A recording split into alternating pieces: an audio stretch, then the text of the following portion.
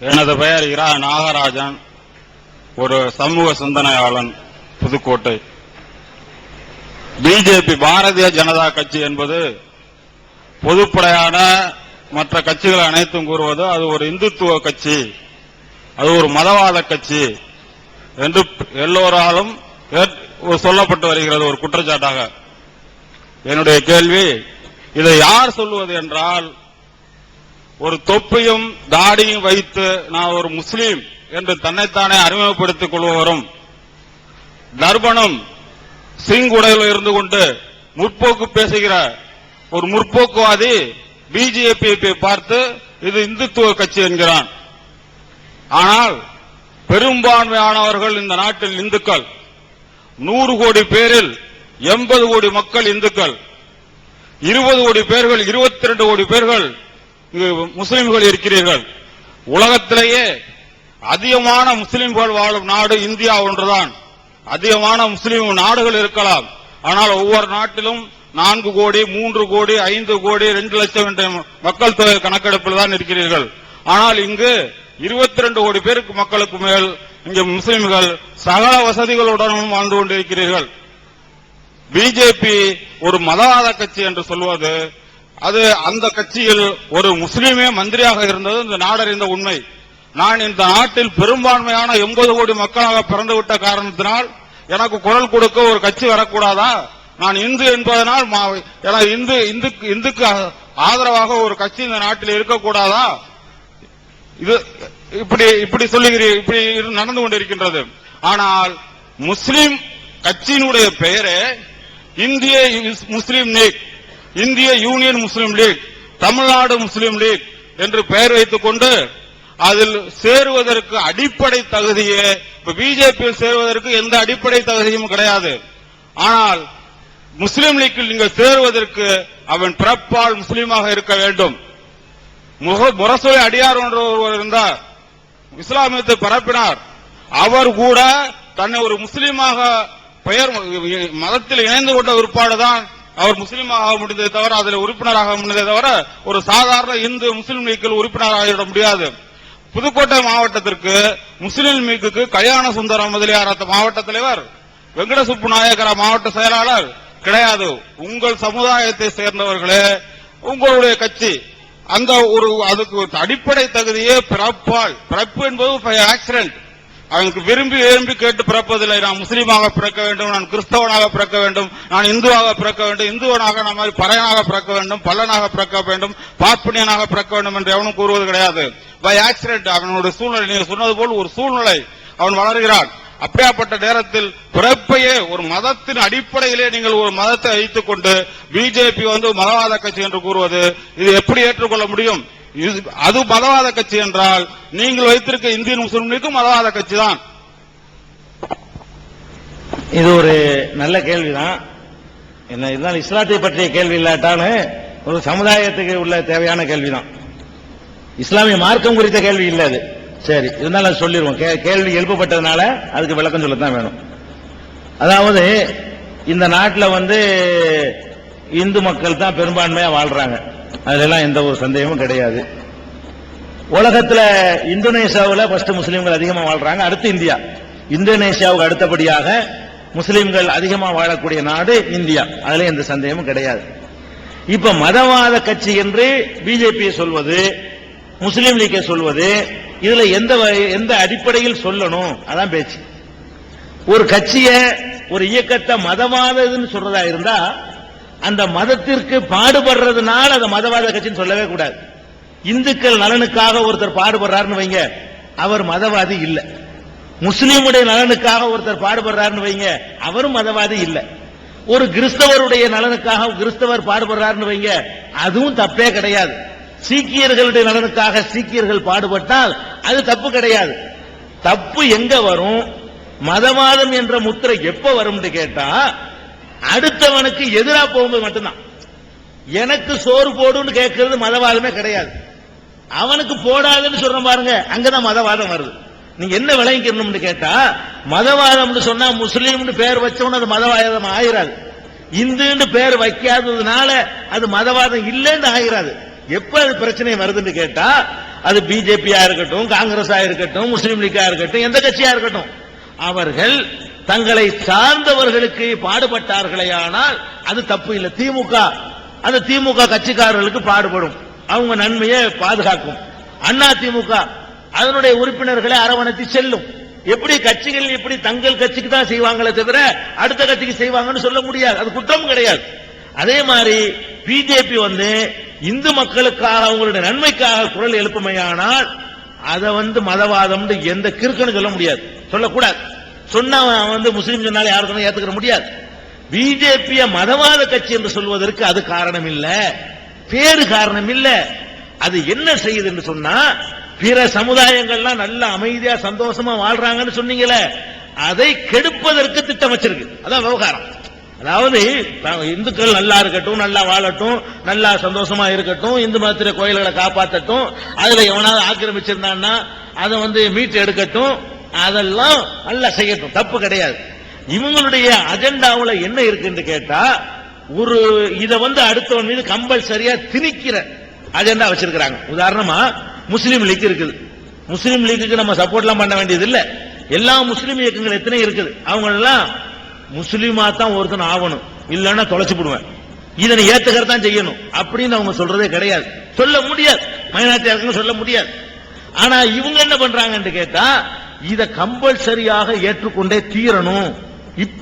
இப்ப நடந்த ஆக்ராவில் உள்ள மாநாட்டில் அத்வானி கலந்து கொள்றார். அவர் பிஜேபி உடைய இரண்டாம் நிலையில் உள்ள ஒரு பெரிய தலைவர். அபிஷியலா நம்ம பங்கார் லட்சுமணன் தலைவர்னு சொன்னாலும் அதிகாரப்பூர்வம் அல்லாத வகையில வாஜ்பாய் அத்வானி அப்புறம் தான் பங்கார்லாம் வருவார். அதனால அவர் தான் முக்கியமான ஒரு லீடர். அவர் கலந்து கொள்றார்.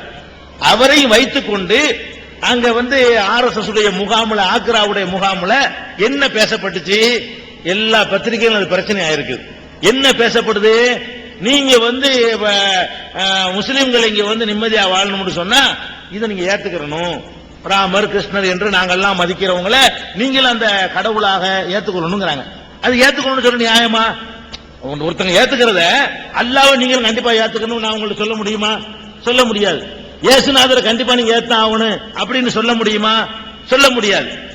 இவங்க என்ன செய்யறாங்க, அதை சொல்றாங்க. யாரை வச்சுக்கிட்டு? அத்வானியை வச்சுக்கிட்டு சொல்றாங்க. அப்ப சிறுபான்மை சமுதாயம் நீங்கள் இந்த இதை ஏத்துக்கலன்னு சொன்னா உங்களுக்கு பெரிய அச்சுறுத்தல் இருக்குதுன்னு சொல்லி ஆர்எஸ்எஸ் சொல்லுது. ஆர்எஸ்எஸ் உடைய அங்கம் வகிக்கக்கூடிய அத்வானியை முன்னாடி வைத்துக் கொண்டு சொல்லுது. அதை விட கொடுமை என்னன்னு கேட்டா, ஆர்எஸ்எஸ் தான் எஜமானர் என்று ஒத்துக்கொண்டு அத்வானி கீழே இருந்தாரு, ஆர்எஸ் தலைவர் மேல இருக்காரு.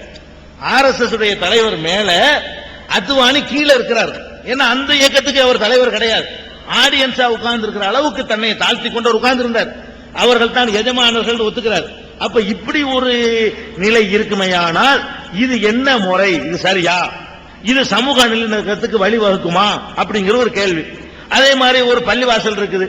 வரலாற்றில் பல நிகழ்ச்சிகள் நடந்திருக்கலாம், நடக்காம இருக்கலாம். நம்ம ஒரு நாட்டில் வாழ்றோம்னா அரசியல் சட்டத்தை ஒப்புக்கொண்டு வாழணும். எல்லாருக்கும் சேர்ந்த மாதிரியாக ஒரு அரசியல் சாசனம் ஒரு புத்தகம் இருக்குது.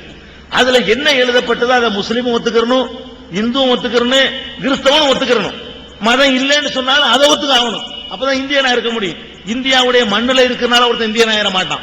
இந்தியாவுடைய சட்டத்தை ஒப்புக்கொண்டாதான் இந்தியன் ஆக முடியும். அப்ப இந்தியாவுடைய அரசியல் சாசன பிரகாரம் பாபர் மசூதின்னு ஒரு பள்ளிவாசல் இருந்துச்சு. அது முஸ்லீம்களுக்கு சொந்தமான ஒரு பள்ளிவாசல். 450 வருஷமாக அது பள்ளிவாசலா இருக்குது. 450 வருஷத்து காலத்து பள்ளிவாசல திடீர்னு இடிக்கணும்னு சொல்லக்கூடிய நேரத்தில் இதுதான் அச்சுறுத்தல். முஸ்லீம் லீக் போய் ஒரு கோயிலை இடிக்கணும்னு இயக்கம் நடத்தல. தமிழ்நாடு முஸ்லீம் லீக் போய் அப்படிலாம் இடிக்கணும்னு இயக்கம் நடத்தல, பிரச்சாரம் பண்ணவே இல்லை. ஒரு கிறிஸ்துவ அமைப்பு போய் அப்படி பண்ணவே இல்லை. இந்து மக்களுக்கு இதுல உடன்பாடும் இல்லை. இந்து மக்கள் எல்லாமே இதை செய்யறாங்க இல்ல. இந்து மக்களுடைய இந்தியாவில் உள்ள உலகத்தில் உள்ள மக்கள் எல்லாம் கண்ணியமான பெருந்தன்மையான மக்கள் இந்து சகோதரர்கள். அதுல நமக்கு எந்த மாற்று கருத்துமே கிடையாது. இந்த சின்ன ஒரு கும்பல் அவங்க தான் டோட்டல் இந்துக்களுக்கு அத்தாரிட்டின்னு சொல்லிக்கொண்டு இப்படி ஒரு காரியத்தில் ஈடுபட்டாங்க. இது நியாயமா? இதுதான் மதவாதம் நம்ம சொல்றோம். என்ன மதவாதம்? இந்திய சட்ட பிரகாரம் 20 வருஷம் ஒருத்தன் ஒரு பொசிஷன் இருந்தா அது அவனுக்கு என்னவா இருந்தாலும் சரி, அவருடைய கதை வரலாறு பின்னணி என்னவாக இருந்தாலும் சரி, இந்தியா என்ற சட்ட பிரகாரம் 20 வருஷம் ஒருத்தனுடைய வாடகைக்கு இருந்த கட்டிடத்தையே நான் என் பேர்ல எழுதி 20 வருஷம் இருந்துட்டேன், எனக்கு தான் சொந்தம், அதை ஏத்துக்கிறவனா இந்தியன். இந்தியாவுடைய சட்டம் அப்படிதான் சொல்லுது. அப்ப சட்டப்படி 450 ஆண்டு காலமாக அந்த பள்ளி வாசல் முஸ்லிம்கள்ட்ட இருக்குது. ஒண்ணு. ரெண்டாவது, கோவிலை இடித்துட்டு பள்ளிவாசல கட்டினாங்கன்னு சொல்றாங்க, அதுக்கு ரெக்கார்டு இருக்குதா? இல்ல, ஒரு ரெக்கார்டு கிடையாது, ஒரு ஆதாரம் கிடையாது. வேணும்னு ஒரு சமூக நல்லிணக்கத்தை கெடுப்பதற்கு இந்த பிரச்சாரத்தை வச்சாங்க. இன்னைக்கு வரைக்கும் 2 கமிட்டி, ஒன்னு இந்த கோயிலுக்குன்னு ஒரு கமிட்டி இருக்குங்க, இன்னொன்னு பள்ளி வாசலுக்குன்னு ஒரு கமிட்டி இருக்கு, பாபர் மசூதி கமிட்டி கமிட்டி இருக்குது. இந்த கோயில் கட்டுறதுக்காக வேண்டி விஹெச்பி தலைமையில அவங்க ஒரு கமிட்டி வச்சுக்கிறாங்க. பாபர் மசூதி கமிட்டி என்ன பண்ணுதுன்னு கேட்டா, இந்த விவகாரத்தை நம்ம நீதிமன்றத்தில் போய் தீர்த்துக்கிறோம், கோர்ட்டு கொண்டு போவோம், இடிச்சானா இடிக்கலையா என்ன அவன் பேசட்டும், அந்த முடிவை நாங்க ஏத்துக்கிறோம் சொல்லி இவங்க சொல்றாங்க. இவங்க என்ன சொல்றாங்கன்னா, நீதிமன்றம் எல்லாம் இதுல தலையிட முடியாது, நாங்க நம்புறதா நம்பிக்கை தான், அதனால இடிச்சாதான் நாங்க சொல்லுவோம், நீதிமன்றமே சொன்னாலும் ஏத்துக்கிற மாட்டோங்கிறாங்க. இது நல்லிணக்கத்தை கெடுக்குமா கெடுக்காதா? கோர்ட்ல போய் தீர்த்துக்க மக்களுக்கு விளங்காது, வரலாறு தெரியாது, இடிச்சானா இடிக்கலையா ஒண்ணும் தெரியாது, தூண்டி விட்டுட்டு போயிடலாம். ஆனா நீதிமன்றங்கள் ஆவணங்கள் அடிப்படையில் தான் எதையுமே முடிவு செய்யும். நீதிமன்றத்தில் போய் தீர்த்துக்கிறோம், நீதிபதி முஸ்லீம் இருக்கிறாரா, முஸ்லீம் ஆட்சி நடக்குதா, முஸ்லீமுடைய கவர்மெண்ட் நடக்குதா? இல்ல, நம்ம சொல்றோம் உங்க தீர்ப்பு கட்டுப்படுறோம், நீங்கள் நியமித்திருக்கக்கூடிய நீதிபதிகளுடைய தீர்ப்பு கட்டுப்படுறோம், இந்த வழக்கை சுப்ரீம் கோர்ட்ல சீக்கிரம் நடத்தி, அது கோயில் இருந்துச்சுன்னு சொன்னா கட்டிட்டு போங்க, கோயில் இல்லைன்னு சொன்னா தந்துருங்க அப்படின்னு சொல்லி பாபர் மசூதி கமிட்டி சொல்றாங்க. இவங்க அதை ஒத்துக்கிற மாட்டேங்கிறாங்க சொன்னா இதுதான் மதவாதம்ங்கிறது. மதவாதம் சொல்றது பேரை வச்சுக்கிறதுனால இல்ல. அப்ப அதாவது பாபர் ஒரு கோவிலை இடிச்சு புட்டு பள்ளிவாசல கட்டினாருங்கிறது இருக்குத, கற்பனைக்கு எட்டாதுங்க. அப்படிலாம் அந்த காலத்துல செய்ய முடியாது. அவங்க எல்லாம் நாடு பிடிக்க வந்தவங்க, நாட்டு ஆள வர்றவன் பெரும்பான்மை மக்களோட மோதவே மாட்டான், அனுசரிச்சு போனாதான். 800 வருஷம் ஆண்டிருக்கான், கொஞ்ச நாள் ஆளல. வெள்ளக்காரன் 200 வருஷத்துக்கு நிக்க முடியல, தூக்கி எறிஞ்சு விட்டோம். முகலாய மன்னர்கள் எத்தனை வருஷம் ஆண்டான் இந்தியாவை? 800 ஆண்டுகள் இந்தியாவை ஆண்டிருக்கான். 800 ஆண்டுகள் ஏன் ஆண்டாண்டு கேட்டா, எல்லா மக்களையும் அரவணைச்சனாலதான் ஆண்டான். ஒரு மக்களுக்கு எதிராக காய் நகத்தினாண்டு வைங்க, தூக்கி போட்டு அன்னைக்கு கடாசி இருப்பாங்க, எதிர்ப்பே செய்யல. எதிர்க்காமல் இந்து மக்கள் எல்லாம் அந்த ஆட்சிக்குல 800 வருஷம் இருந்தாங்கன்னு சொன்னா அவன் அவ்வளவு அருமையா நடத்திருக்கான். அந்த மாதிரிலாம் இடிச்சுட்டுலாம் செய்ய மாட்டான். ரொம்ப சிறுபான்மை. இன்னைக்கு 20 கோடிங்கிறார் சகோதரர். அன்றைக்கு பாபர் இருக்கிற காலத்துல எல்லாம் சும்மா ஒரு 5000 பேர் தான் இருந்தாங்க. இந்த 5000 பேர் கோடிக்கு மேல இருந்த ஒரு சமுதாயத்தை மிரட்டி இடிச்சு தகர்த்திருக்க முடியுமா? தகர்த்துட்டு 800 வருஷம் ஆண்டிருக்க முடியுமா? அது பொய். அப்படிலாம் அவங்க செய்யவே இல்லை. இன்னும் சொல்ல போனா ஆட்சியை தக்க வச்சுக்கிறதுக்காக வேண்டி கோயில்களை கட்டுனாங்க, கோயில்களுக்கு மானியங்கள் கொடுத்தாங்க, அதெல்லாம் பண்ணாங்களே தவிர அவங்க அந்த மாதிரிலாம் பண்ணல. இன்னும் சொல்ல போனா பாபருடைய மகன் இருக்கார்ல ஹுமாயூன், பாபருடைய மகன் ஹுமாயூன், அவர் பாபர் நாமான்னு சொல்லி மகனுக்கு மரண சாசனம் எழுதி கொடுக்கிறார். மரணிக்கிற நேரத்தில் நீ இந்தியாவில் வாழுகிறாய், எப்படி நீ ஆட்சி பண்ணணும் அப்படின்னு சொல்லி ஒரு நாமா எழுதி, நாமான்னு சொல்லுவாங்க பாரசீகத்தில். அதுல என்ன எழுதுறாரு தெரியுமா? அருமை மகன் ஹுமாயூனே, நீ இந்து மக்கள் பெரும்பான்மையாக வாழக்கூடிய ஒரு நாட்டுக்கு நீ ஆட்சி தலைவனாக வரப்போகிறாய். நீ அவர்களை உரிய முறையில் கண்ணியமாக நடத்த வேண்டும், அவர்கள் உரிமைகளை மதிக்க வேண்டும். எந்த அளவுக்கு ஒரு சொல்றாருன்னு கேட்டா, இந்துக்கள் மாட்டை தெய்வம் என்று நினைக்கிறார்கள். நீ ஹஜ்ஜி பெருநாள்ல குர்பானி கொடுக்கும் பொழுது நீ ஆட்சி பொறுப்புல இருக்கிற, நீ ஆட்டை குர்பானி கொடுத்து மாட்டை கொடுத்துறாத, அவர்கள் மன வருத்தப்படுவார்கள் சொல்றாருன்னா இவர் போய் இடிச்சிருப்பாரா? மகனுக்கு இப்படி சொன்னவர் பாபர். அது பாபர் நாமாங்கிற பெயர்ல இன்றைக்கு வரைக்கும் அரசாங்கத்தினுடைய ஆவணத்தில் இருக்கிறது. இப்படி அவர்களை மதிச்சு நீ மாட்டக்கூட நீ அறுக்காதன்னு எழுதி வசியத்து பண்ணி மரண சாசனம் எழுதின ஒருத்தர் இப்படி பண்ணிருப்பாரா? அதுக்கப்புறம் பாபருடைய பேரன் அக்பர், பாபருடைய மகன் ஹுமாயூன், ஹுமாயூனுடைய மகன் அக்பர். அக்பர் ஆட்சிக்கு வர்றார். அக்பரை பொறுத்த வரைக்கும் உங்களுக்கு எல்லாம் தெரியும், அவர் முஸ்லீம் கிடையாது. அவர் புது மதத்தை உண்டாக்கினார். தீன இலாஹி என்ற பெயர்ல அவர் ஒரு புதுசாக ஒரு மதத்தை உண்டாக்கினார். இந்து மதத்துல கொஞ்சம், அந்த மதத்துல கொஞ்சம், இந்த மதத்துல கொஞ்சம், இஸ்லாத்துல கொஞ்சம் எடுத்து போட்டு ஒரு மிக்சிங் மதத்தை உண்டாக்கினார். அவர் இஸ்லாத்துக்கு எதிராகவே ஒரு மதத்தை உண்டாக்குனார. அவர்கிட்ட போய் இந்த மாதிரி உங்க தாத்தா பள்ளிவாசல் கோயில் இடிச்சு விட்டாரு யாராவது புகார் பண்ணாங்களா? இல்ல.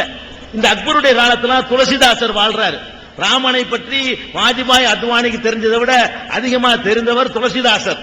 துளசிதாசர் அக்பர் காலத்தில் வாழ்ந்தவர். அவருடைய ராமாயணத்திலேயாவது இதை ஒரு குறிப்பிட்டு இருக்கிறாரா? அவர் தன் கைப்பட எத்தனையோ நூல்கள் எழுதிட்டு போயிருக்கிறாரு.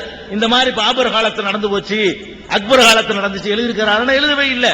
இந்த பாபர் மசூதி என்பது பள்ளி கோயிலா இருந்து பள்ளிவாசல் ஆக்கப்பட்டுச்சு என்ற விவகாரம் முஸ்லிம்களுடைய ஆட்சி காலத்திலையும் யாரும் சொல்லவே இல்லை. 200 வருஷம் வெள்ளக்காரன் ஆட்சி பண்ணான்ல, அவங்கிட்ட வழக்கு போட்டாங்களா? அப்படி வழக்கையில் அப்படி பேச்சே நடக்கவே இல்லை. சுதந்திர இந்தியாவில் தான் இதை முதல்ல கிளப்புறாங்க. அடிமை இந்தியாவில் 400 வருஷ காலமாக யாருமே இது வந்து கோயில் இடிச்சுட்டாங்கன்னு சொல்லல. சரி, வெள்ளக்காரன் முறையிட்டு இருக்கலாம்ல, எங்க கோயில் அதை இடிச்சு பள்ளியாசல் அப்பவும் சொல்லல. அப்படி நடக்கவே இல்லை. சுதந்திர இந்தியாவில் தான் இந்த பிரச்சனை முதல்ல கிளப்புறாங்க. அப்ப அதுக்கு ஒருத்தர் படை திரட்டிக்கிட்டு போனார்னு சொன்னா நம்ம எங்களுக்கு அச்சம் வர்றதுல என்ன தப்பு? எங்க முஸ்லீம் சின்ன சமுதாயம், நாங்கள் சிறுபான்மை சமுதாயம், சரிக்கு சரியா நின்றலாம் எங்களுக்கு அடிக்கலாம் முடியாது, அதெல்லாம் தேவையும் இல்லாது. அப்ப இந்த மாதிரி சொல்லக்கூடியவர்கள் இந்த பள்ளிவாசலுக்கு நாளைக்கு சொல்லிடுவாங்களோ, அந்த பள்ளிவாசலுக்கு சொல்லிடுவாங்களோ, முஸ்லிம்களுடைய வழிபாட்டு உரிமை பறிக்கப்பட்டு போயிருமோ, ஒரு மத்திய உள்துறை அமைச்சரா இன்னைக்கு அவர் வந்துட்டாரு அப்படின்னு பயப்பட்டு அந்த பயம் தப்பா? சரி, பயந்துகிட்டு அவர் இன்னைக்கு அந்த RSS முகாமுக்கு போகாம இருந்தாலும் பரவாயில்லை. அங்க போய் குருதட்சணை கவர்ல ரூபாயை போட்டு வாஜ்பாய் அத்வானி கொடுத்துட்டு வர்றாங்க வருஷம். குருதட்சணை ஒரு நிகழ்ச்சி இருக்குது, குருவுக்கு தட்சணை கொடுக்கிற தலைவருக்கு, அதுல போய் இன்னைக்கு வரைக்கும் கலந்துட்டு வர்றாங்க. அப்ப சிறுபான்மை மக்களுக்கு ஒரு அச்சுறுத்தல் ஏற்படுது. அதே மாதிரி கன்னியாஸ்திரிகள் கற்பழிக்கப்பட்டாங்க. உங்களுக்கு எல்லாம் தெரியும், கன்னியாஸ்திரிகளை வந்து கற்பழிக்க எவனுக்குமே தோணாது. ஒரு அலங்காரம் இருக்காது, சாதாரணமான உடையில நகநட்டு இல்லாம அப்படி இருக்கக்கூடியவங்களை பார்த்து அவங்கள மரியாதை செலுத்த தோன்றுமே தவிர கற்பழிக்க யாருக்கும் தோன்றாது.